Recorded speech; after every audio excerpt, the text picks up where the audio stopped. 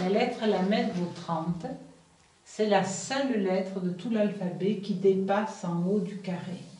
Puisque quand on commence à calligraphier, on trace 4 traits un sous l'autre et on a une dimension du carré.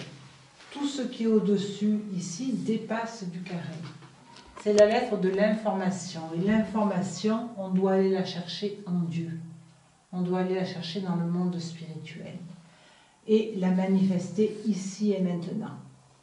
Donc, cette lettre, c'est celle par laquelle j'ai commencé à comprendre que cet alphabet qui est magique, dans le sens de surprenant, nous donnait beaucoup plus d'informations que ce que je croyais.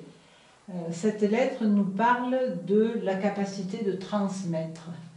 Une maman qui apprend des choses à ses enfants, elle est dans la transmission. Ce n'est pas forcément un enseignant, mais c'est la capacité que nous avons de transmettre ce que nous avons reçu. Des fois, on va chercher très haut des informations, mais l'essentiel, c'est de les transmettre.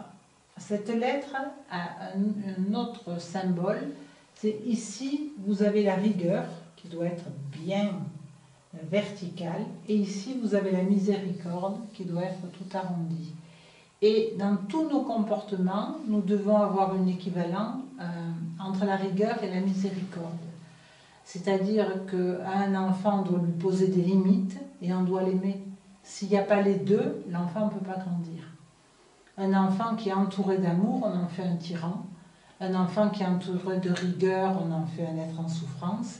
Il a besoin d'une certaine rigueur et d'une certaine tendresse. Et cette lettre va nous parler de ça.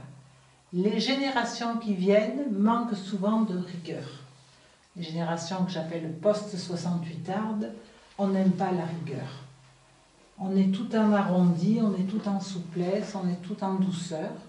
Mais pour grandir, on a besoin de ces béquilles, cette verticalité qui fait qu'on peut croître. Voilà de quoi nous parle cette lettre Lamed qui est liée à l'enseignement.